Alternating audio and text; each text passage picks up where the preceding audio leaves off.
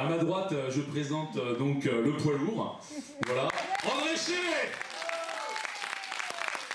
À ma gauche, le challenger, Emmanuel Roudier. Ils pratiquent tous les deux l'art de la boxe en termes de BD préhistorique, je veux dire. Et chacun dans un style, on va dire, assez réaliste. Donc ce qui va être intéressant ce soir, c'est de les mettre en relation afin d'essayer justement de voir quelles sont leurs différences. Mais est-ce qu'il y a une différence entre vous? Une question d'âge, oui. Pas obligé. Petit jeune, c'est un tout petit jeune. Bon, on va peut-être reprendre un petit peu le cursus de chacun pour voir un petit peu comment vous avez évolué. On va commencer, tu m'excuseras, par le senior. André, en fait, il paraît... il paraît qu'en fin de compte, à l'âge de 5 ans, tu ne savais pas encore écrire, mais déjà tu savais dessiner. Tout à fait, oui. Oui, j'étais évacué pendant la guerre de 40, là, la dernière guerre. Et puis j'étais dans un petit hameau, et chez des braves paysans. Et comme je ne savais ni lire ni écrire, comme mes parents étaient restés à Paris, je dessinais tout ce que je voyais. C'est mes premières bandes dessinées. Les paysans où j'étais ne savaient pas du tout que c'était de la bande dessinée, mais moi je le savais.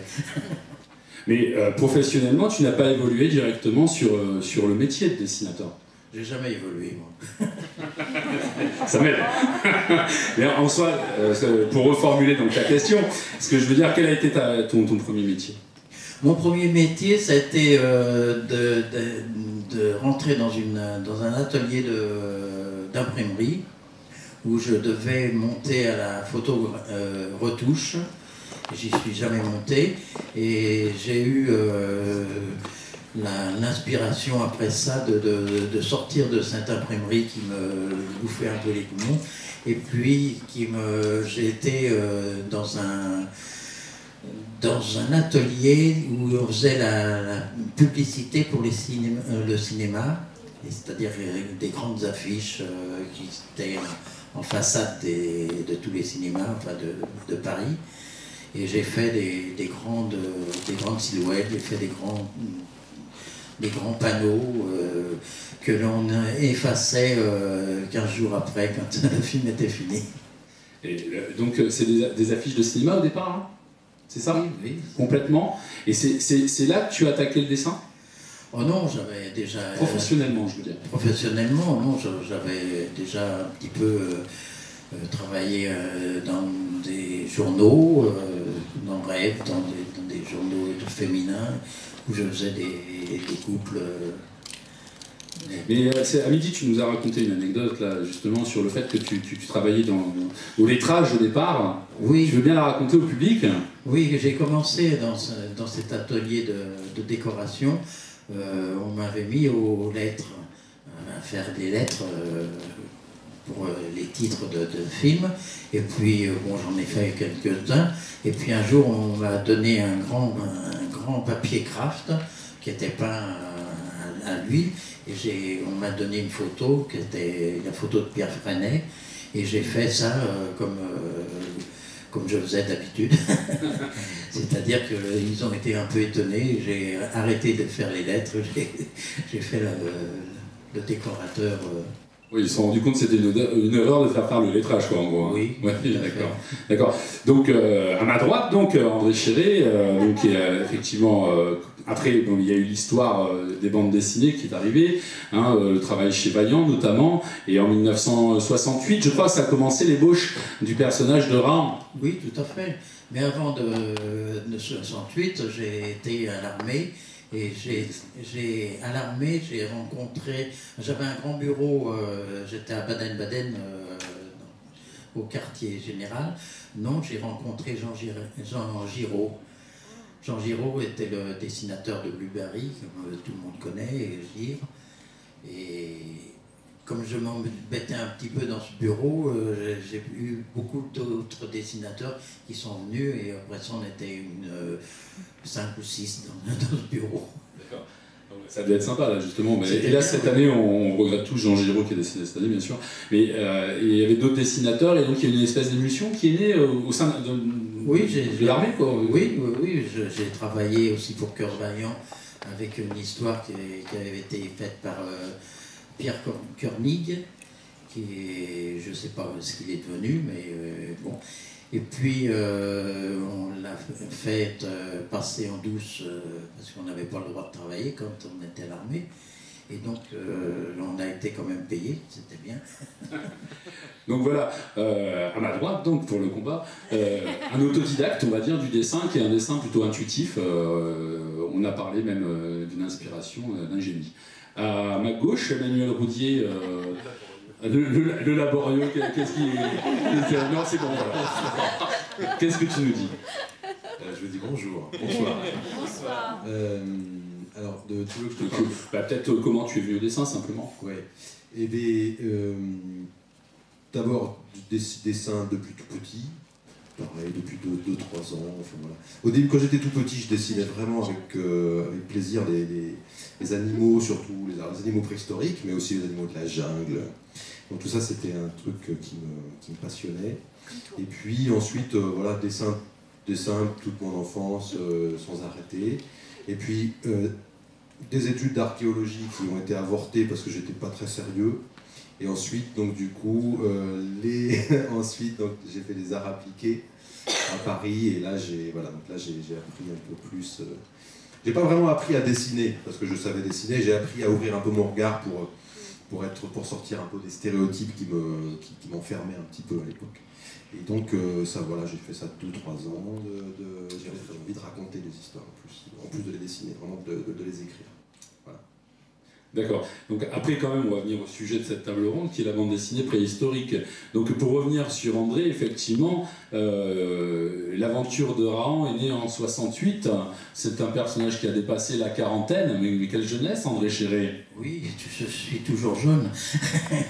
Mon personnage surtout. Mais c'est vrai que quand j'avais eu l'idée, parce que je faisais une histoire d'aviateur, et puis j'en avais un petit peu assez de faire des avions et puis des voitures, et j'ai eu l'idée de faire un personnage. Alors j'ai dessiné cette tête de personnage qui je le destinais à être un Gaulois, et c'est pour ça qu'il était blond. Et puis lorsque je l'ai présenté à la rédaction du journal, on m'a dit, bah tiens, nous avons Roger Lécureux qui lui a préparé un texte sur un homme préhistorique. Est-ce que tu veux bien que ton Gaulois devienne un homme préhistorique? J'ai dit, il n'y a pas de problème. Et c'est comme ça que Rahan est devenu un homme préhistorique. Du tien, alors? Oui, influence alors multiple, mais en bande dessinée, puisque c'est ça dont on parle. Donc il y a, bien entendu, il y a André, donc, tout d'abord, qui n'était pas en fait une influence prépondérante, hein, parce que j'ai lu Rahan de la même manière que je lisais Spider-Man ou Philémon ou Tintin quand j'étais petit. Mais il y a une force dans le dessin d'André qui fait que ça reste. Par exemple, j'avais ma première collection de BD en album cartonné, c'était Philémon de Fred, que j'adorais. Et ça ne m'a laissé aucun souvenir dans le trait. Autant je m'en rappelle beaucoup, hein, mais au niveau, ça n'a pas eu d'influence du tout sur mon dessin. Alors que, donc, bien sûr, j'avais ma collection des Rahan, et ça c'est une fois qu'on voit ça, on est changé, on est au niveau du dessin immédiatement. D'ailleurs, par exemple, Edouard et Danse, pour vous parler également, hein, il y a eu une grande différence entre avant et après. Mais donc après, en bande dessinée, ensuite, une fois que je me suis fait mon fond, on va dire des classiques dans lequel je range André, et je range également aussi des Américains comme Alex Raymond, par exemple, ou John Buscema. Après, il y a aussi la BD que j'ai découvert, alors, plutôt sur le tard en fait, après mon adolescence on va dire, et c'est d'une influence assez différente. Ça va être des gens comme Comès par exemple, ou Tardy, ou Bretécher, qui m'ont finalement quand même un peu ouvert sur d'autres façons de représenter. Alors c'est plutôt graphique là en l'occurrence, c'était pas au niveau de l'anatomique ou au niveau de la force du dessin, mais au niveau du trait, l'influence purement du trait. Voilà. Voilà, pour quelques influences, mais il y en a tellement que c'est vraiment pas citable. Après, une chose, c'est que quand on commence vraiment à dessiner, en revanche, pour ma part, je ferme les livres. C'est-à-dire que quand on commence à faire une BD, je ne veux pas regarder les solutions graphiques qui ont été trouvées par un tel ou un tel, parce que là, il s'agit ensuite de trouver son écriture et de trouver sa sensibilité, enfin de l'exprimer. Voilà, ouais. Mais en amont, bien sûr, on se nourrit d'un peu tout. Hein. Voilà, enfin, donc avec des préférences. Oui, je voulais dire une chose. C'est que moi, je suis contrairement à toi. J'ai souvent des livres de Blueberry devant moi et je le regarde. C'est pas parce que je fais du Blueberry avec Raon, mais ça m'inspire beaucoup et puis ça me donne du courage à travailler. Mais avant de faire de la bande dessinée, je faisais aussi des illustrations pour un journal qui s'appelait Radar. Radar, c'est un journal où il y avait des événements, où les journalistes prenaient des événements dans la presse normale. Et puis, comme Radar n'était pas là, il fallait que les dessinateurs dessinent la scène de ce qui se passait. Et ça m'a beaucoup appris parce que là, il fallait être très efficace dans le trait et c'était des dessins au lavis, c'est-à-dire que c'est de l'encre de Chine diluée dans l'eau, plus ou moins, et puis ça fait un peu plus de photos, et il fallait vraiment que ça soit percutant. Et ça m'a appris beaucoup de choses, ça aussi. André Chiré, vous, la bande dessinée préhistorique, c'est venu avec cette rencontre, donc avec les curieux que vous avez évoqués tout à l'heure. Parlons un peu peut-être du personnage de Rahan. Rahan, c'est un personnage, c'est le héros classique, on va dire. Oui, tout à fait, c'est le héros. C'est vrai qu'avec Roger Le Curieux, on faisait de la fiction, mais on a eu l'idée de faire ça à la préhistoire, mais on ne s'est pas cantonné à faire de la préhistoire vraie. Alors que Emmanuel, lui, fait de la vraie préhistoire, et nous, on fait plutôt un héros, et puis qui se bat contre ce qui peut se faire. Qui se bat ou qui essaye d'aider les autres. Et qui essaye d'aider les autres. Oui. Quelque part, moi, ce qui m'intéresse justement par rapport au choix, au postulat que vous avez pris chacun dépendamment dans vos bandes dessinées, c'est que Rahan, c'est le héros classique, avec une beauté grecque, on va dire, et qui est presque, je sais pas mesdames, mais il est presque parfait quand même, on peut le dire. Je me suis dessiné pas mal. Mais il s'est dessiné lui-même, il le dit. Mais tout à l'heure, peut-être nous pourrons voir d'ailleurs. Non, pardon. C'est un autre propos. Par contre, Emmanuel, à contrario, dans par exemple la série Néandertal, toi, tu as choisi un héros qui n'est pas forcément beau. D'abord, c'est un néandertalien, donc les critères ne sont pas les mêmes que les nôtres au niveau de la beauté. Mais par contre, derrière, c'est la boue et c'est un boiteux.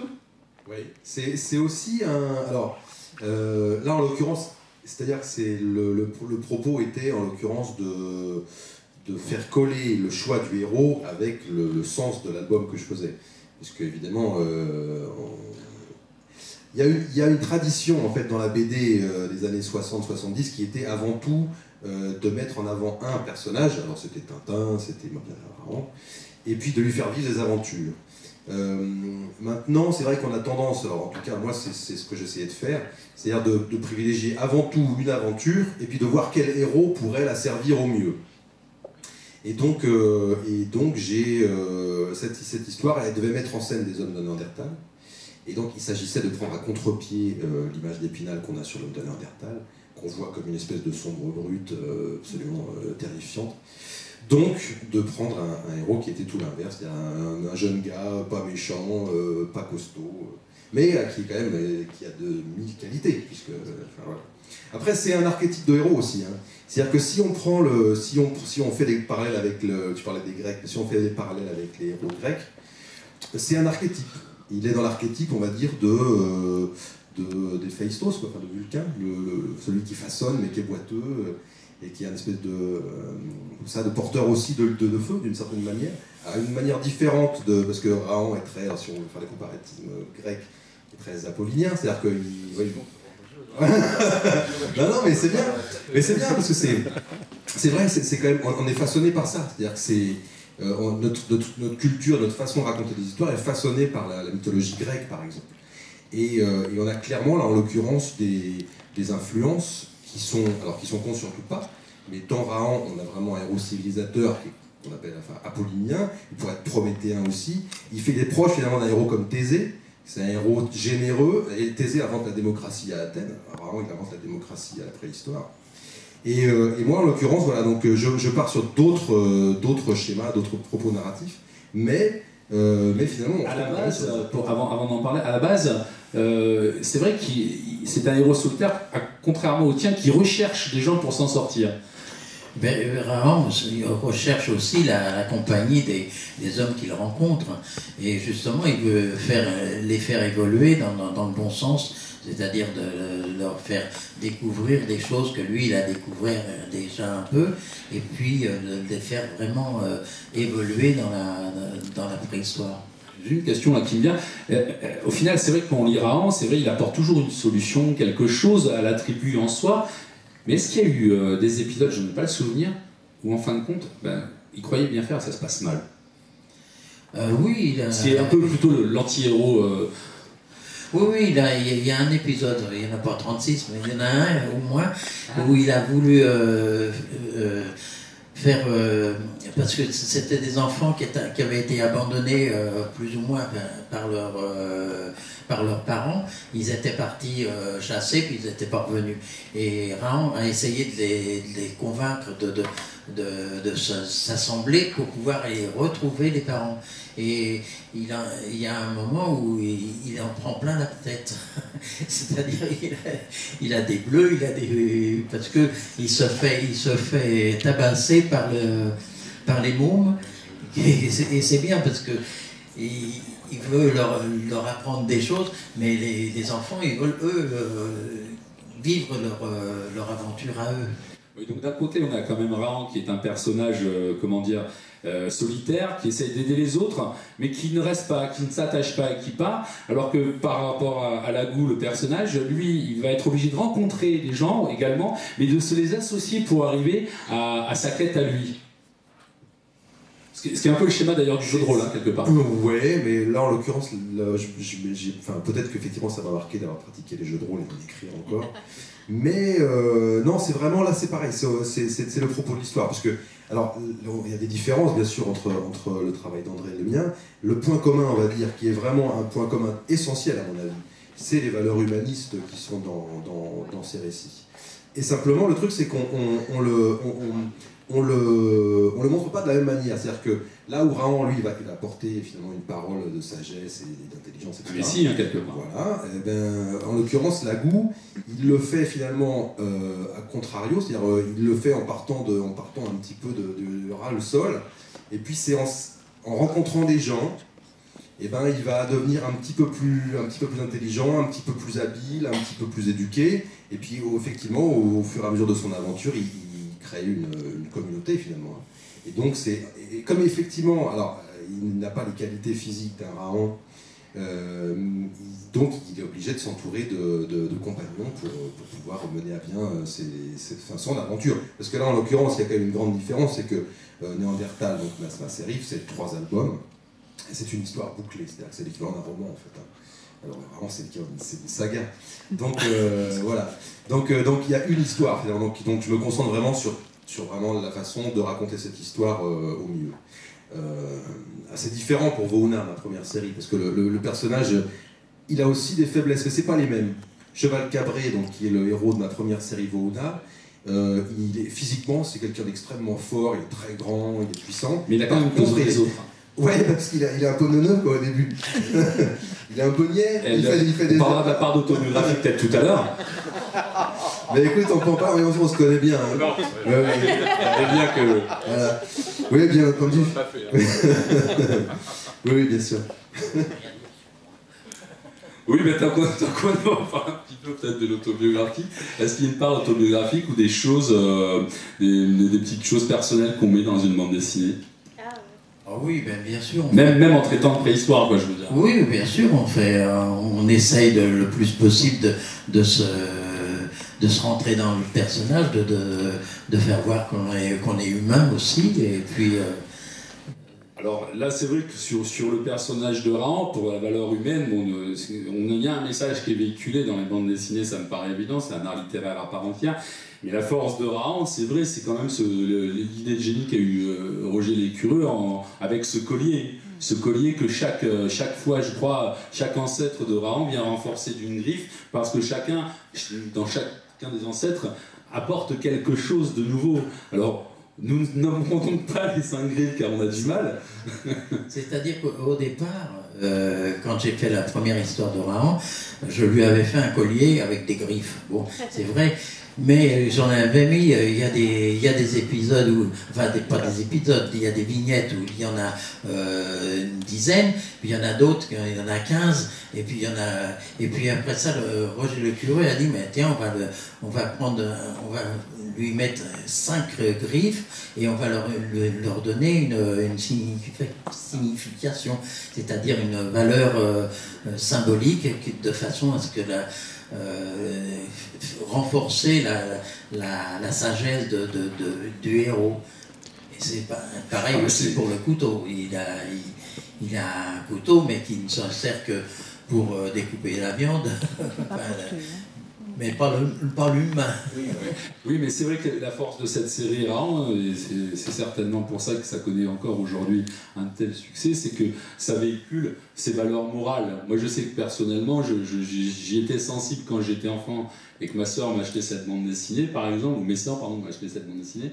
Mais quelque part, à contrario, aujourd'hui, c'est des valeurs que j'ai envie de véhiculer à travers mes enfants. C'est donc intergénérationnel, et c'est donc des valeurs simplement peut-être humaines. Oui, c'est des valeurs humaines. Et on était heureux avec Roger Lescureux à faire évoluer ce personnage avec toutes ces valeurs. Comment on peut est-ce qu'on a toujours conscience des valeurs qu'on véhicule avec? Ou est-ce que c'est un but à atteindre? Bonne question, en l'occurrence, par rapport à tout à l'heure où tu parlais de choses tout à fait incongrues. Oui, non, c'est effectivement, il y a une part qui est complètement maîtrisée, qui est quel est le propos de ce qu'on veut raconter, quel est le propos de la BD en l'occurrence, qu'est-ce qu'on veut dire. Et ça, c'est important parce que c'est ce ferment en fait qui fait qu'on articule toute la construction scénaristique autour. Et alors, donc ça, alors là, on maîtrise. Et puis ensuite, ça se dilue parce qu'il y a de l'anecdote, donc la narration est un peu avec des aventures, et toujours le propos de fond va se diluer un petit peu dans l'anecdote, justement. Donc la grande inquiétude, c'est est-ce que finalement, on va continuer à garder, est-ce que le lecteur va bien comprendre, va bien sentir les intentions qui y sont. Alors en général, c'est réussi quand ça marche. Là, en l'occurrence, ça marche pas trop mal. Les gens viennent me dire qu'ils ont compris, donc c'est bien. Et puis après, il y a tout ce qui passe en dessous, c'est-à-dire qui n'est pas maîtrisé. Et là, en l'occurrence, qui relève simplement de la personnalité de l'auteur. C'est-à-dire que le choix que je vais faire des aventures ou des péripéties de mes héros, eh ben, il est fondamentalement dicté par mon imaginaire. Et donc là, en l'occurrence, c'est pas totalement contrôlé toujours. Et donc, voilà, donc après, ça, c'est... Mais souvent, en fait, si on est cohérent entre le choix qu'on a fait du sens de l'histoire qu'on veut écrire, et puis qui on est, ben, il n'y a pas trop d'écart. Voilà. En vrai, Rahan, ce qui est intéressant, peut-être aussi dans ce personnage de Rahan, c'est que justement, peut-être, on venait à un héros classique, si je puis dire, aventureux avant tout, et qui d'ailleurs se permet du coup, vu qu'on va vraiment parler de la préhistoire un petit peu là, quelques, comment dire, des adaptations de la réalité. Anachronisme, merci de l'avoir dit. Oui. Pour voir. Mais c'est vrai que Roger et moi, on n'avait pas une vocation d'être préhistorien. On a fait cette histoire de Rahan, mais ça ne nous dérange pas du tout de faire un dinosaure, alors que les dinosaures avaient disparu depuis des centaines de milliers d'années. Et puis, il y a beaucoup de choses comme ça où il n'y a pas de raison de se priver de mettre un dinosaure quand on a envie d'en mettre un. Oui, mais le but dans Raon, c'est bien l'aventure, justement. C'est l'aventure. Et justement, avec les valeurs que véhicule le personnage, il peut être exempt, donc, à certains moments, de la véracité historique, si je puis dire. Oui, tout à fait. Mais je vois, par exemple, j'avais fait une bande dessinée où il y avait Raon qui était tombé sur un lit de liane. Il y avait des mammouths qui devaient passer, et puis les singes du coin, hop, tiraient Raon pour le faire sortir de la route des mammouths. Et puis j'ai beaucoup de préhistoriens, donc un qui était le conservateur du musée de l'homme à Paris, qui m'a dit, vous vous rendez compte, vous faites côtoyer Raon avec des singes, avec des mammouths, et puis des dinosaures. Et j'ai eu un appel de Jean-Jacques Hano, qui faisait à l'époque la guerre du feu, et puis qui m'a dit, mais de toute façon, il m'a dit ça au téléphone, il m'a dit, mais je me suis beaucoup inspiré des paysages de Raon, de l'époque de Raon, avec toute la vie de Raon, et il s'était beaucoup inspiré. Et lorsque M. de Lumley, le conservateur, m'a dit ça, oui, il m'a dit, oui, c'est vrai que depuis que Raon existe, il y a une fréquentation dans les musées supérieurs. Je dis, c'est ça, bon qu'on fasse des anachronismes, je veux bien, ça ne me dérange pas, mais que ça fasse venir les gens dans les musées, de s'apercevoir que l'homme préhistorique était un homme qui réfléchissait, qui faisait des sculptures, qui faisait des pointes de flèches vraiment, c'était de la dentelle avec du silex, et je crois que c'était plus le gros lourdeau de ce qu'on pensait. Et je crois que quand on opte pour une BD comme la vôtre, qui est une BD d'aventure, je crois que le lecteur a envie d'être emmené, et à la rigueur, s'il y a des distorsions historiques, on s'en fiche un peu, parce que elles sont vraiment crédibles de par la valeur du personnage ou simplement du contexte. Moi, j'ai cet épisode, on en parlait tout à l'heure un petit peu, où à un moment donné, Raon plante dans la tête d'un dinosaure qui est un tyrannosaure, une lance métallique, il sera foudroyé par la suite, je crois, et en fin de compte, il meurt, on n'en croise pas beaucoup dans Raon, donc à l'arrière on se dit, tiens, c'est presque le dernier, ça devient possible en fait. C'était le dernier. C'était le dernier, bon. Après tout, Arthur Conan Doyle a bien fait la même chose avec Les Mondes Perdus, quoi. Hein. Oui, puis on n'a pas réfléchi non plus, mais Jurassic Park, ça en sort aussi. Bon, ils ont reconstitué peut-être avec un petit moustique des dinosaures, mais je ne sais pas si c'est bien. Et Emmanuel, toi par contre, tu as pris un postulat un peu plus réaliste. Quel regard tu jettes avant qu'on en parle sur justement les anachronismes qu'on trouve dans Raon? Alors, moi, je n'appelle pas ça les anachronismes du tout. Hein.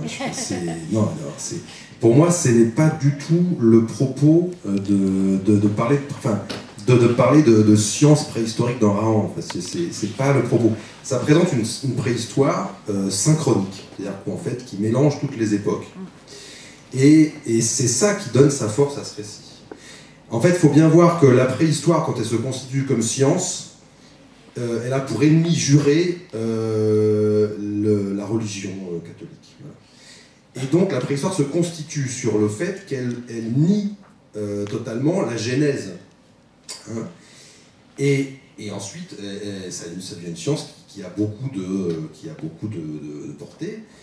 Et les gens, finalement, se disent, bon, donc en fait, le monde ne s'est pas créé en 6 jours avec Adam et Ève et tout ça. On n'y croit plus à cette histoire. Mais la plupart des gens ont quand même envie de s'inventer un monde des origines. Un monde des origines qu'on peut comprendre dans sa globalité. Tu vois ? Et c'est un mythe, quoi, en somme. Un mythe des origines. Mais un mythe des origines plausible. C'est-à-dire qu'il soit chargé, quand même, d'un petit peu de science. Pour qu'on puisse se dire, ah oui, mais en fait, c'était comme ça que ça se passait. On y croit. Mais ce qu'on a besoin d'avoir en tête, c'est c'est toute cette période comme ça, présentée de manière, comme je disais, synchroniste, c'est-à-dire sur un temps mythique, dont on ne sait pas combien de temps il dure finalement. Et chacun va y piocher ce qui lui plaît. Et c'est ça qui fait la force de ce récit, c'est qu'il y a quelqu'un qui va adorer le fait qu'il y ait des dinosaures dedans, d'autres qui va adorer le fait qu'il invente l'aiguille à chat. Voilà. Et du coup, c'est la préhistoire dans toute sa globalité, avec un héros qui n'est pas un héros, comment dire, qui appartient à une époque, il appartient à une ère. Voilà. Donc pour moi, ça n'a aucun sens de dire c'est des anachronismes. Ça serait des anachronismes si le propos c'était de faire une histoire qui se passerait il y a 55 000 ans, etc. Donc là, c'est pas le cas du tout pour moi. D'ailleurs, André, je crois qu'il y a un scientifique qui a prouvé que vraiment il n'y a pas d'anachronisme dans Rahan. Oui, j'en ai un autre, oui, qui s'appelait Philippe Taquet, pardon, qui est le spécialiste des dinosaures. Et j'étais interviewé avec lui sur une radio et j'expliquais que Rahan se faisait poursuivre par un dinosaure, un genre de brontosaure, où il avait des dents quand même de carnivore, et puis je lui avais mis une corne sur le nez. Et puis je lui dis, je disais, ce dinosaure-là, je l'ai inventé. Et M. Philippe Taquet me dit non, vous n'avez pas pu l'inventer parce qu'il y en a 7000 de répertoriés et il y en a encore 7000 qu'on n'a pas encore retrouvés. Donc il dit, vous ne pouvez pas inventer quelque chose qui est déjà inventé. Et pourtant, Rahan a inventé des choses. Il en a inventé, oui, mais il a inventé surtout le nœud coulant.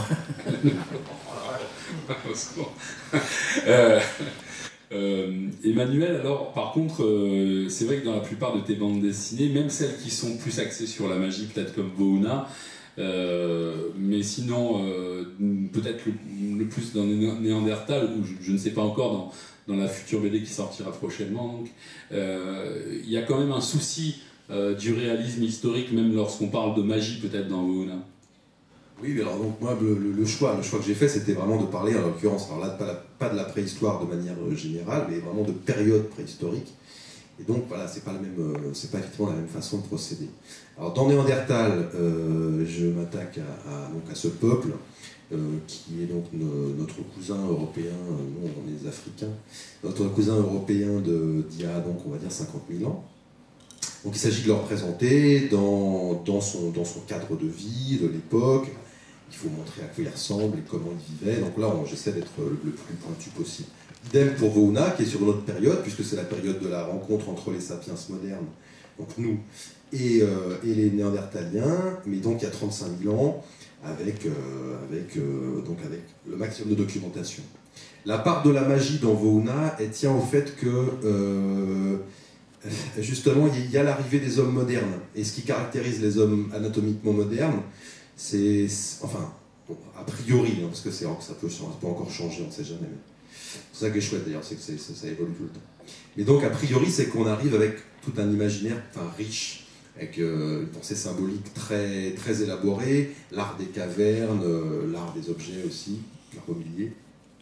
Et donc, j'avais envie de rentrer dans cet imaginaire-là. Donc, le fait de mettre de la magie dans Voona, c'est aussi finalement, même si ça fait bizarre, c'est aussi une volonté de documenter le truc, puisque comment rendre compte de l'imaginaire d'un peuple si c'est pas en essayant de se faufiler dedans. Enfin, pour moi, j'avais envie de faire une histoire qui soit une légende, un peu comme un conte, qui est quand même documentée au niveau archéologique, les vêtements, les outils, tout ça, la faune, la flore, mais aussi justement, alors je me suis tout à fait documenté, hein, c'est-à-dire que pour imaginer cette mythologie dans Voona, j'ai pas été faire n'importe comment. Je me suis inspiré par exemple des peintures pariétales à Chauvet, puisque c'est à peu près la période concernée.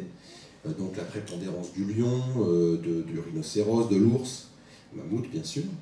Et donc voilà, donc tout ça en fait donne un truc cohérent, mais dans lequel il y a une part de fantaisie, une part d'imaginaire.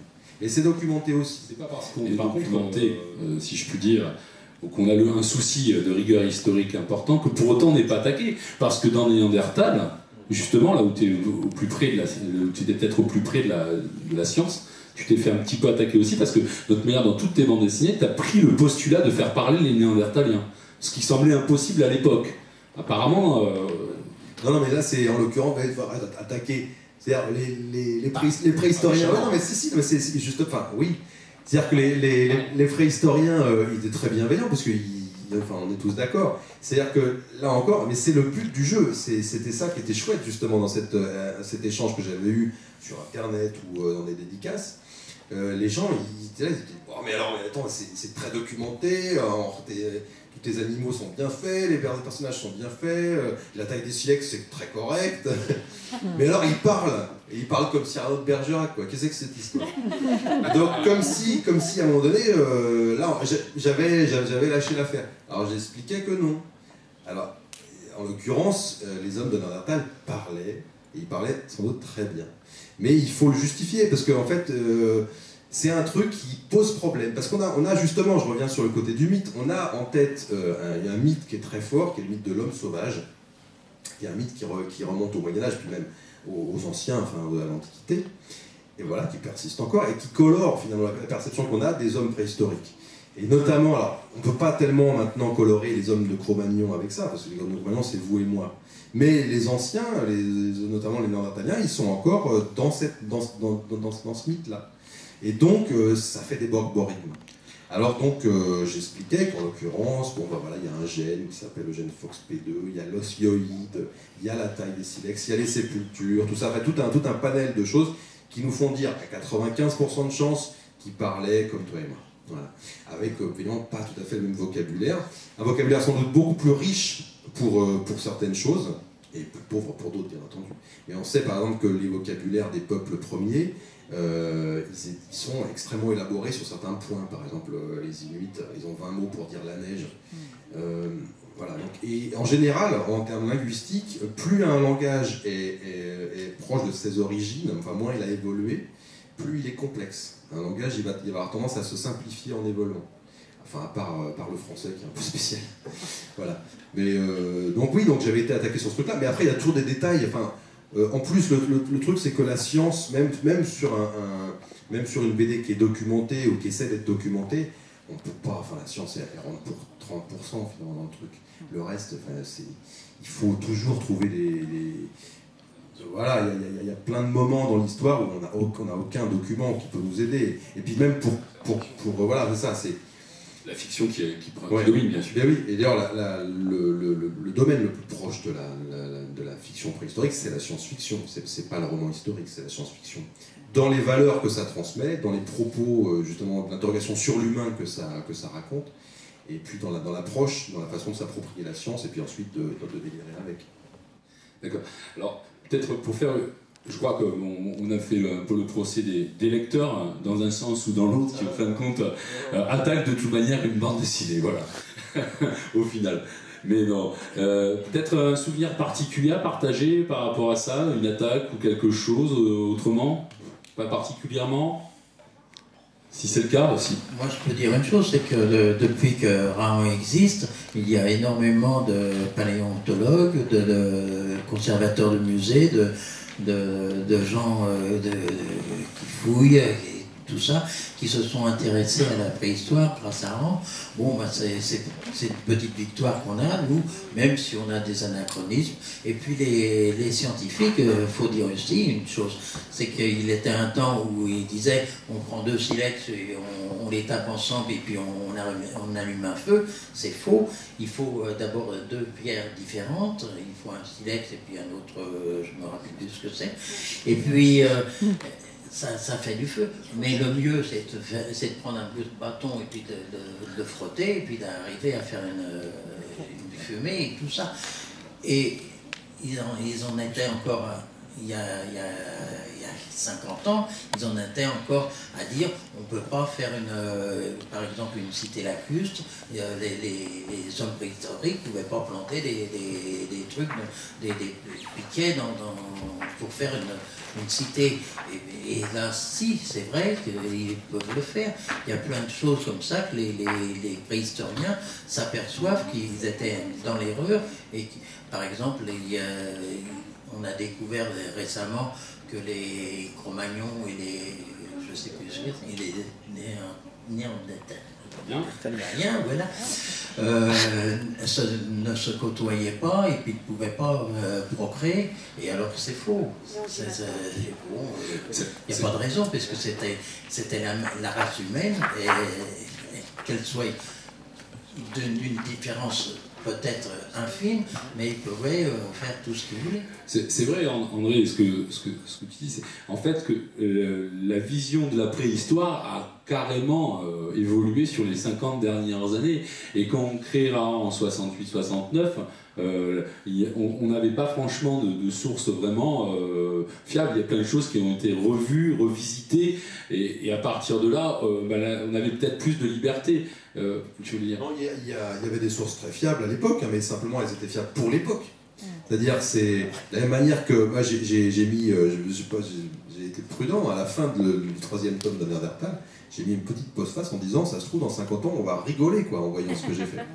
Mais c'est le jeu. Moi, je trouve que c'est ça qui est chouette. Et c'est pour ça que ça n'a aucun sens de parler justement de la véracité absolue, de la rigueur historique pour un album qui présente une vision artistique, finalement, d'une période, et puis une vision d'auteur. Mais après, de toute façon, ça évolue. Là, en l'occurrence, les connaissances elles continueront à évoluer de plus en plus vite, donc il faut en prendre son parti. Là justement je suis en train d'illustrer donc la guerre du feu, on en a parlé tout à l'heure. La guerre du feu, maintenant tout le monde dit bon bah voilà, d'accord, c'est de la fantaisie, c'est pas rigoureux. À l'époque c'était extrêmement rigoureux. Ronnie Henné, donc, qui est l'auteur de la guerre du feu, il a publié un bouquin de référence, quoi, sur la préhistoire. À l'époque, il était très très pointu. Et ces récits sont voilà, au taquet, hein, et voilà, totalement très rigoureux sur la préhistoire de l'époque. Mais ben, ça a changé. Voilà. Ce qui n'enlève rien à la puissance de son récit. D'ailleurs, au contraire, parce que du coup, maintenant, on peut se passer des préfaces savantes un peu pénibles du gars qui vient dire « Ah, je mets mon tampon, je suis scientifique, je valide cette histoire parce qu'elle est rigoureuse ». Là, maintenant, on s'en fiche. Et ça reprend toute sa force en tant que récit, indépendant de la science. Même si la science la nourrit. Mais ce qui fait l'intérêt du récit, c'est pas ça, finalement. On le voit bien. Donc le fait de dire ce qui va donner sa cohérence à un récit de fiction préhistorique, c'est justement son socle scientifique, c'est un non-sens. C'est un truc qu'utilisent les scientifiques pour se faire mousser, et que souvent viennent chercher les auteurs qui demandent à une préface savante à un chercheur, parce que ça fait vendre, parce que le public aime bien se dire que c'est documenté, parce qu'il a l'impression, et je le comprends très bien, que du coup, il s'instruit en lisant. Pourquoi pas? Mais il faut savoir que on s'instruit sur ce qu'on a en ce moment, quoi. Et puis de toute façon, on partage finalement la vision de l'auteur avant tout, quoi. En vrai, lorsqu'on attaque Rahan ou qu'on le fait évoluer, comment on se documente?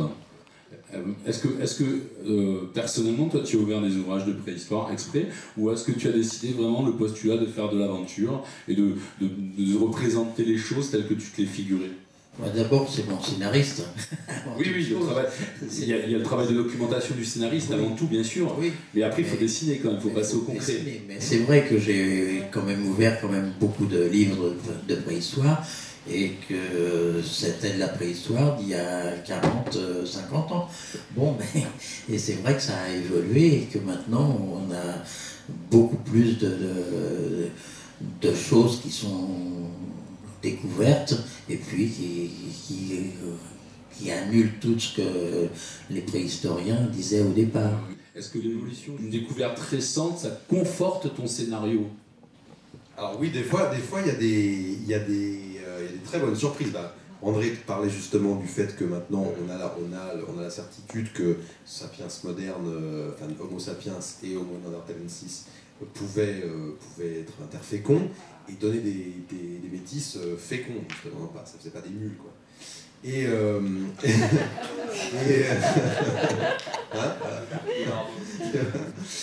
Donc ça c'est bien, parce que ça justement dans Vouna c'était le propos de fond. qui n'était pas encore totalement étayé à l'époque. On avait trouvé un squelette à Lagarveio, donc je crois que c'est au Portugal ou en Espagne, je ne sais plus, d'un enfant dont on considérait qu'il était plus ou moins métis. Mais c'était très idéologique à l'époque. Et oui, parce que l'idéologie, elle rentre beaucoup dans la science préhistorique. Tous les conservateurs de droite disaient que non, c'était pas du tout un enfant métis. On est en plein exil dans les élections. Et tous les conservateurs de gauche disaient que mais si, c'était un enfant métis, bien sûr, et ça existait à l'époque aussi. Voilà, donc c'était, mais là en l'occurrence, mais bien sûr, mais ça joue énormément, ça joue énormément. Hein. Et un tel note quand même, la BD préhistorique. Hein. Mais bien sûr, et donc, donc ça conforte. Après, il y a des choses qui en revanche, qui vont pas dans le sens qu'on a choisi. Par exemple, alors, pour Néandertal, j'ai choisi de faire en sorte que, c'est un choix, hein, mais c'est dans une structure matrilocale, c'est-à-dire qu'en fait, les femmes restent dans la tribu de leur mère, et elles élèvent leurs enfants dans la tribu de leur mère. Et donc c'est les époux qui vont partir et qui vont aller dans d'autres tribus. C'est un lien, enfin bon, il y a matrilocalité ou patrilocalité. Bon bah on a trouvé par exemple à El Cidrón en Espagne, on a trouvé des restes de néandertaliens dont on a analysé l'ADN et on a vu que non justement c'est l'inverse, que tous les humains, enfin tous les néandertaliens mâles étaient de la même lignée, voilà, donc oncle, papa, etc., fiston. Et toutes les femmes étaient d'autres lignées, donc elles avaient été apportées. Donc là, en l'occurrence, on est sur de la pure patrilocalité. Voilà, donc c'est l'inverse. Alors après, on peut dire de toute façon qu'il y avait une grande variété de... Enfin, ils vivaient pas tous sur le même mode de vie. Hein. Mais bon, c'est rigolo de voir ça, quoi. Alors ceci dit, ça explique... Alors, par exemple, par rapport à l'interfécondité sapiens-néandertal, ce qui est amusant, c'est qu'on n'a pas de traces d'ADN néandertalien dans l'ADN mitochondrial. Tu vois Alors, ce qui est amusant, c'est que l'ADN mitochondrial, c'est l'ADN qui est transmis par les femmes. Voilà. Donc, aucune femme néandertalienne ne nous a transmis son ADN. Donc, on pourrait en l'état, on pourrait en déduire qu'il n'y a que les hommes néandertaliens qui nous ont transmis leur ADN, et donc ils auraient simplement sauvagement agressé sexuellement des jeunes Cro-Magnons plutôt. Et donc voilà, donc après ça, on peut tout à fait broder là-dessus, quoi. Ou dire que c'est parce que la science n'en est encore pas, elle n'a pas encore réussi finalement à démontrer l'inverse, mais que c'est possible. Moi je penche pour cette idée-là, que c'est pour l'instant pas démontré, mais qu'il y a aussi on a aussi eu des mères néandertaliennes. Voilà. Mais voilà, donc soit on est sur la rigueur, soit on est sur un peu la rêverie, quoi. Mais on peut toujours s'amuser. Sur le champ du possible, peut-être pour faire le lien, quelque part, comment c'est possible que Raon il invente autant de choses?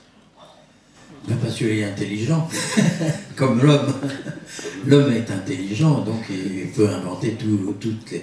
Mais bon, c'est vrai que Raon, c'est l'image populaire de l'inventeur, mais les choses ont été quand même inventées par l'homme. Le propulseur, c'est le bras qui s'allonge beaucoup plus pour envoyer la sagaie beaucoup plus loin.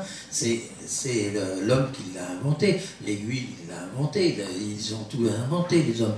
Bon, là, on fait voir que c'est Raon qui invente beaucoup de choses, mais l'homme lui-même a déjà inventé énormément de choses. Roger Le Curieux a inventé beaucoup de choses, donc en l'occurrence, on peut le dire. Mais il y a des moments où, quand devant le scénario, tu te disais, comment je vais faire pour dessiner ça? Non, ça venait toujours. Oui, ça vient toujours. Moi, je lis le scénario et puis pop, je commence à le dessiner. Mais c'est vrai qu'il y a eu des positions qui étaient... on pouvait pas le réaliser. C'est-à-dire que Raon, par exemple, il était accroché et puis il pouvait faire un demi-tour. Je crois que les clavicules, elles en prenaient un drôle de coup. Mais il y a eu aussi un moment où il invente un espèce de téléphérique, c'est-à-dire que il tend de liane comme ça, et puis avec un bambou, il descend. Mais alors là, ça s'arrête parce que après ça, il faut remonter. Ou alors, il faut y aller. On On a évoqué le fait que Jean-François Lécureux était plus technique, lui, dans son approche. Pas un scénario à la base, parce que justement un technicien plutôt, mais justement une approche plus technique. Qu'est-ce que ça change vraiment dans l'approche justement du scénario? Et qu'est-ce que ça change peut-être justement par rapport aux fameuses inventions de Rahan? Moi, ça ne me change pas grand-chose, parce que je m'entends très bien avec Jean-François. Je m'entendais bien avec son père, mais là, je m'entends encore beaucoup mieux avec Jean-François. Je peux lui dire des choses que je ne pouvais pas dire à son père. Mais là, il y a des situations qui sont similaires. Hein. Mais ce qu'il faut aussi dire, c'est que dans la préhistoire, le climat, les variations climatiques et la hauteur de la mer et tout ça, ça a beaucoup changé. Et maintenant, par exemple, la grotte qui est à Cassis, là, elle est submergée. Alors avant, ils y allaient à plein pied. C'était à sec. Donc là, on peut pas. Il y a beaucoup de choses comme ça qu'on découvre maintenant, puis qui sont aberrantes par rapport à il y a 50 ans. Par rapport au rapport avec le scénariste Emmanuel, vu que toi tu fais les deux, est-ce qu'il y a des fois des choix scénaristiques qui te contrarient une fois que tu abordes le dessin réel? En même temps, généralement, tu dois avoir, j'imagine, des idées assez arrêtées ou une vision assez arrêtée. Ouais, je pense pas du tout, quand je fais mon scénario, je réfléchis pas du tout en termes de dessin. C'est-à-dire que je conçois mon scénario strictement de manière littéraire, je me griffonne même pas. C'est-à-dire que je l'ai en tête, j'ai l'histoire, je sais ce que je veux raconter, je sais à peu près l'allure qu'ont va avoir les personnages. Mais voilà, je fais mon truc comme si j'allais le donner à quelqu'un d'autre. Voilà, sauf que je détaille pas absolument toutes les cases. Je sais que je vais retrouver le film, enfin que je vais être confronté au moment où je vais devoir le dessiner. Mais donc, non, donc du coup, je me fais pas spécialement de cadeaux. Au contraire, j'essaie justement de me mettre un tout petit peu en danger de temps en temps pour pas tomber dans la facilité, finalement, de refaire toujours la même chose. Donc, je fais mon scénario vraiment strictement,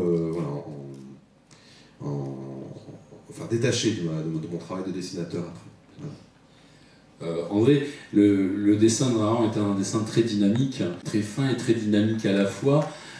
Comment tu travailles, toi, simplement? Peut-être l'approche des scénarios. Quelle est les premières choses que tu fais? D'abord, moi, je lis mon scénario en entier, parce que j'aime pas avoir page par page.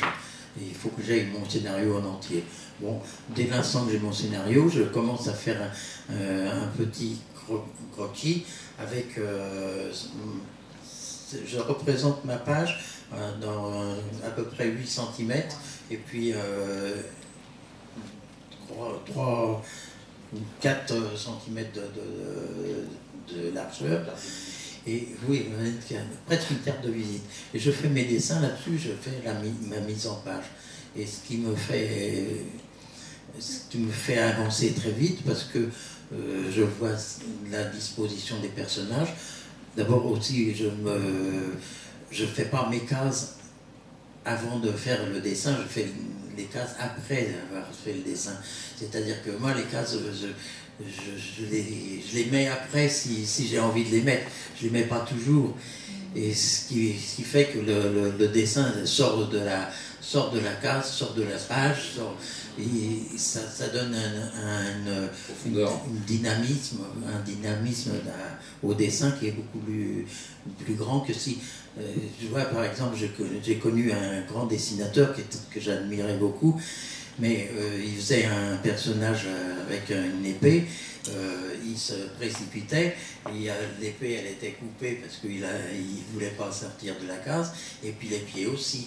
Et donc s'il était avec un bout d'épée, un moignon d'épée, et puis il avait les jambes coupées, il ne pouvait pas courir. Il prend un coup le héros là. Voilà. C'est un ensemble. Est-ce que c'est pour des raisons de travail, de rapidité de travail, que tu as opté pour ce format réduit, pour avoir une vision très rapide et très vive du devenir de la planche, du découpage, ou est-ce que ça s'est imposé de suite? Bon, ça s'est imposé tout de suite parce que moi je dessine pas beaucoup au crayon, j'aime pas beaucoup dessiner au crayon. je gomme pas, je gratte pas. Un premier jet direct alors. C'est toujours direct. Et c'est toujours... je me fie à mon découpage que j'ai fait, et après ça, je continue. Je ne le fais pas quand je suis sur ma grande feuille, je regarde ce que j'ai fait, bon, je dessine. Il y en a qui parlent d'un don, là, en fait, on peut le dire. Je suis instinctif, moi, c'est tout. Oui, mais dans le bon sens. Emmanuel, à toi. Laborieux, non? On y revient. Alors, ouais. C'est une méthode. Je suis sur la basse-sourde. Voilà. Depuis qu'on se connaît, j'avais jamais entendu ça. Incroyable. Tu fais, c'est pas dans l'ancrage, tu décides, tu fais pas ton crayonné. Oh la vache. Ouais, bah écoute, j'ai dit monsieur, moi. Peut-être passer par l'école, l'académie, au final. Non, mais oui. Moi, c'est vrai que, mais en même temps, je comprends. Alors, le truc, c'est que moi, je fais pas mes. Alors, je fais aussi un petit storyboard, tu vois, un peu plus grand, juste sur format demi A4, quoi. Voilà. Mais pour l'instant, c'est vrai que je préfère quand même faire un crayonné d'abord avant d'entrer. T'es pas coupable, hein, c'est pas grave, ça peut servir. T'es pas mauvais non plus. Hein. Ça peut servir. Mais tout simplement parce que finalement, je vois la quantité de fois où je gomme. Je me dis que si je devais recommencer la planche dès que j'en suis pas satisfait, il y aurait de la perte. Donc voilà, mais sinon après, j'essaie effectivement de produire des planches qui sont propres. Oui, non, par contre, moi une fois, pour une raison personnelle, je lui ai demandé de me prêter une planche ratée. On a galéré à la trouver, ça n'arrive pas, quoi, ça arrive très peu. Ouais. Non, parce que mais dans un autre style, quoi. Ouais. Là, en l'occurrence, elle était ratée au niveau de la narration. C'est-à-dire que, mais d'ailleurs, je m'en étais pas rendu compte moi-même, parce que j'ai eu un peu le nez dessus, mais c'est vrai que c'est mon éditeur qui m'avait dit, ouais, mais là, on comprend pas. C'est un plan d'attaque qui est échafaudé par 3 personnages ou 4. Et il faut bien comprendre, c'est en fait... c'est des personnages qui présentent en fait l'action qui va se passer pour le lecteur, pour qu'elle soit bien facile à décrypter pour le lecteur. Et en l'occurrence, j'avais accordé 3 cases pour expliquer tout ça, et c'était pas suffisant. Il en fallait 6. Voilà. Enfin, après, donc, dans la deuxième version, il y en avait 6. Et voilà, donc là c'était ça, en fait, c'était ça qui était raté, c'était la narration. Le dessin en lui-même était pas mal, mais du coup, on comprenait pas bien l'histoire, voilà, c'est ça. C'est encore autre chose, c'est pas lié à des erreurs de dessin, c'est lié à des problèmes de narration, il faut bien capter tout. Voilà. Alors, au niveau de la narration, justement, je ne sais pas quel est le rapport que vous aviez avec, par exemple, Roger Le Curieux, parce que est-ce que c'était un scénariste qui était très très précis, ou est-ce qu'il laissait Chéri une grande liberté? Oh, il m'a toujours laissé beaucoup de liberté. Donc en fin de compte, c'était un scénario assez dépouillé. Oui, tout à fait, oui. Il disait, bon, Raon se bat contre un aigle, en haut d'une montagne, c'est à moi... C'est pas une montagne bleue avec 500 arbres et un aigle à 600 plumes, effectivement. Non, c'est à moi à le faire, ouais. Je vais le faire dans le sens de sa pensée, parce que c'est vrai qu'on avait la même pensée, on avait la même démarche de... C'est d'entrée, ça? Oui. Oui, d'entrée, ça a été fusionnel? Oui. Et donc on n'avait pas de problème là-dessus. Et c'est vrai que c'est lui, il décrivait un aigle, enfin il disait qu'il se battait contre un aigle, c'était à moi de le faire dans la position que je voulais le faire.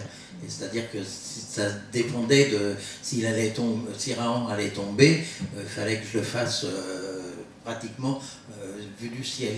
Enfin, non, vu de la terre, et puis le voir en train de tomber.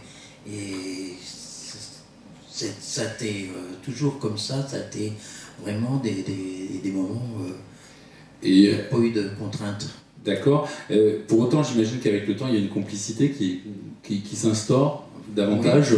Oui, il y a eu une fois, par exemple, Raon était sur un radeau, et puis il se fait agresser par une bande d'hommes préhistoriques. Il lui envoie une sagaie dans... Alors, Raon la coince entre... Il fait semblant de mourir, oui. Il fait semblant de mourir, il tombe à l'eau. Bon, les hommes préhistoriques, ils sont tout contents. Et puis, Roger Le Curieux avait fait tout de suite après Raon, qu'on voyait derrière des racines de palétuvier. Et moi j'ai dit, bah, c'est un peu bête parce que le suspense, et j'ai rajouté 3 pages que j'ai faites moi-même. J'ai fait 3 pages où on voyait les hommes qui repartaient faire un feu sur la plage et tout. Et puis au bout des 3 pages, on voyait Raon entre les racines de palétuvier. Donc là, le suspense était bien. Mais c'est une des seules fois où j'ai fait ça. Je n'ai pas réédité parce que le curieux avait compris c'est ce que j'avais fait. Des couleurs pas trop flashy peut-être. Ouais, il ne faut pas que ce soit flash. C'est un équilibre à trouver parce que il faut que la couleur soit vive quand même, parce qu'on est dans une époque, même si c'est l'ère glaciaire, on est dans une époque où il faut donner la sensation que l'air est vif, il n'est pas pollué l'air. Et donc les couleurs sont chatoyantes parce que l'air est limpide, tu vois. Et après, il faut transmettre. Alors moi, en l'occurrence, mes histoires se passent jusqu'à présent, se passaient pendant l'ère glaciaire, donc il faut donner les sensations qui sont celles d'une époque où il fait froid. Donc voilà. Donc alors, après la couleur, elle est comment dire, elle est descriptive, mais elle est surtout inductive finalement. Elle donne une sensation, tu vois. Et donc c'est l'ambiance qui compte. Voilà, quand c'est crépusculaire, ça dit pas la même chose que quand c'est plein soleil ou voilà. Donc finalement, la couleur c'est un choix narratif aussi. Maintenant après, il y a aussi, faut que ce soit réaliste, faut qu'on reconnaisse si on fait si on dessine l'écorce d'un pin, faut que ce soit l'écorce d'un pin. Et si on fait une prairie, faut pas que ça ressemble à une savane. Bon, après, c'est des solutions techniques, mais l'essentiel, c'est qu'il faut que la couleur raconte une sensation, un moment. L'adéquation et même un rendu particulier, un rendu particulier pour donner la cohérence de l'ensemble. Voilà, c'est ça, pour affirmer une sensation et pour aller dans le sens de la narration. Alors, la couleur elle-même, mais aussi la lumière, parce qu'en fait, ce qui me plaît le plus dans la couleur, c'est le travail sur la lumière, qui donne la sensation d'un moment de la journée, d'une saison, justement d'une atmosphère. Et ça peut être, et finalement ça peut être parfois, on peut jouer non pas sur la couleur, sur la teinte elle-même, mais sur le contraste entre les teintes par exemple. Tu vois, c'est ça aussi, ça peut changer l'ambiance. Bon, voilà, c'est des trucs techniques après. Le rapport avec la couleur, André, je crois qu'elle est déléguée un peu la couleur. Moi, j'ai eu pendant longtemps des coloristes qui me faisaient des couleurs sur Raon. Alors des fois, il y avait Raon qui était sur une branche et il faisait un ciel bleu et en bas, c'était vert. Et la branche était marron, quoi. C'était assez simpliste. Et un jour, j'en ai eu assez quand même. J'ai demandé à ma femme de me faire les couleurs. Parce que moi, j'aime pas tellement faire les couleurs. Ou alors, je fais des planches directement en couleur, ce que je fais bien. Mais pour Raon, on a quand même, j'ai demandé à ma femme qu'il fasse les couleurs et je lui ai donné des indications. Et maintenant, c'est elle qui me donne des indications. Mais c'est vrai que un dessin doit être... On doit faire un dessin en pensant aussi à la couleur au départ. Parce que la couleur, c'est pas anodin. Il faut que ça rentre dans l'histoire. Ce que tu disais, il fallait que ça améliore, pas que ça améliore le dessin, mais il faut que ça donne quelque chose au dessin, que ça le mette en valeur. Et il y a des fois, des coloristes, ils sont payés pour mettre de la couleur, alors ils mettent de la couleur partout. Alors qu'il aurait fallu laisser un peu de blanc de temps en temps, de façon à laisser un peu de clarté, de respiration aussi. Parce que la bande dessinée, c'est un petit peu comme la couleur, c'est un peu comme la musique. Il y a des moments d'intensité, il y a des moments de calme, il y a des moments où on doit rêver, et puis il y a des moments où il faut que ça pète, et ça a donné avec la couleur. Et c'est important ça. Je crois qu'on arrive un petit peu au bout. Tu voulais dire quelque chose sur la couleur peut-être? Non, c'est bon. Non, mais écoutez, Vous êtes du même avis, donc je ne sais pas ce que pense le public. On va lui demander peut-être à travers quelques questions maintenant, mais peut-être déjà on peut se poser la question, est-ce que c'était vraiment un match de boxe? Je ne sais pas trop, entre deux dessinateurs de bande dessinée. Moi je crois qu'on a pour moi très personnellement, je crois qu'on a deux propositions magnifiques. Il faut surtout qu'une bande dessinée, ça fasse rêver. Et je crois que ça soit d'une façon ou d'une autre, il faut faire rêver les gens. Ouais, on est d'accord. Totalement, ouais. Personnellement, moi j'ai bien rêvé.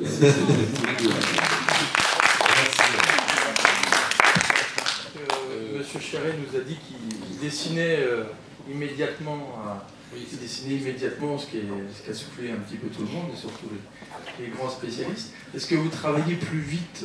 Combien de temps vous mettez pour faire un album par rapport à Monsieur Roudier, par exemple? Ça dépend. Mon record était 18 pages en 3 jours. Mais... Avec les dessinateurs japonais, ils y arrivent mal encore. Non, mais... C'est bien le manga. Non, mais il était un temps où je faisais un autre personnage. Je faisais 45 pages par mois et j'aidais ma femme à faire les couleurs. Une question à Emmanuel Roudier, combien de pages tu fais en mois?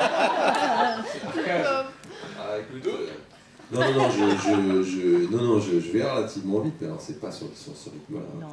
Mais là, en fait, on est évidemment sur les rythmes des mangakas japonais, hein, c'est exactement ça. Voilà. Mais c'est non, c'est absolument stupéfiant. Mais non, oui, moi je suis sur un rythme assez classique, enfin sur un rythme même un petit peu plus rapide que la moyenne des auteurs de BD en franco-belge. C'est-à-dire que je produis, on va dire, entre 8 et 10 planches par mois en général. Voilà. Ça veut dire à peu près 2. En fait, moi j'ai besoin d'une journée pour faire mon crayonné et une journée pour faire l'ancrage. Donc voilà, donc j'ai 2 jours de travail par planche. Et après, je ne travaille pas tous les jours que Dieu fait non plus, donc voilà. Mais donc oui, bien sûr, donc 18 planches en 3 jours. Non, je crois, non, je vois pas. Je vois pas. Donc un album, André, il se prend combien de temps à peu près, la moyenne? Parce que maintenant, j'imagine que c'est un côté routard un peu. Je vais beaucoup moins vite. Hein. D'abord, avant, je travaillais essentiellement la nuit, où j'étais tranquille. Il n'y avait pas de petits oiseaux à écouter, pas de poissons à regarder. Et je travaillais beaucoup plus la nuit que maintenant. Maintenant, je mets quand même 2 ou 3 mois pour faire un album. Enfin... Il la sent venir, c'est des 60 pages. C'est des 60 pages, je mets 3 mois. Qu'est-ce que 365 jours, Emmanuel Roudier? À l'aise. Non, oui, qu'est-ce que je voulais dire? J'ai perdu le fil. Non, oui, moi je mets un album. Alors, non, bien entendu. Graphiquement, parce que tu fais le scénario, oui, tu sais. Alors, justement, je vais te dire exactement. Pour le scénario, en général, j'ai besoin. Alors, si je compte pas en fait tout le temps de maturation pour le scénario, qui en fait, bon, là, qui est long, parce que c'est le temps de trouver l'idée, quoi. Ça peut prendre des années, ça peut prendre 3 jours. Après, donc, l'écriture du synopsis, du scénario de découpage dialogué, c'est à peu près 1 mois de boulot, entre 1 mois et 2 mois. Pas tous les jours, hein, mais en y travaillant un petit peu. Et puis ensuite, donc, la réalisation des planches, finalement, ça prend 8 mois, 10 mois. Et puis ensuite, quand je faisais les couleurs, parce que là, je ne les fais pas à partir du nouvel album que je produis en ce moment, les couleurs, c'était 2-3 mois de boulot pour les couleurs. Voilà. Donc ça faisait quand même, mine de rien, plus d'1 an de boulot pour chaque album. C'est pour ça justement que Delcourt, mon éditeur, m'a dit « Oh, peut-être que ça vaudrait le coup de déléguer les couleurs !» Histoire que les lecteurs n'aient pas le temps d'oublier l'album entre l'un et les deux. Et oui, bien sûr. Parce que c'est vrai que si j'allais au rythme staccanoviste, non mais objectivement... Après, donc c'est sûr que à partir du moment où on ne fait pas le crayonné, c'est sûr que tu peux aller vachement plus vite, quoi. Mais c'est vrai que peut-être qu'il y a une espèce de dynamique, il y a une énergie qui se met en fait quand tu commences à tourner vraiment. D'ailleurs, parce que quand je dis la moyenne, c'est une moyenne. Hein. Parce que quand tu es vraiment bien chaud, bien lancé, tu travailles plus vite. Mais moi, je démarre doucement, hein, je suis un diesel au début. J'ai une petite solution là, pour que tu ailles plus vite actuellement. Non, tu sais, non, je pensais, on parlait de Mourier tout à l'heure. Jean-Louis Mourier, par exemple, il travaille sur une scintille. Ça veut dire c'est une palette qui permet d'avoir un rendu réel sur l'écran. Mais par contre, c'est plus du dessin pur sur le papier. Tu veux aller plus vite ou tu veux rester au papier?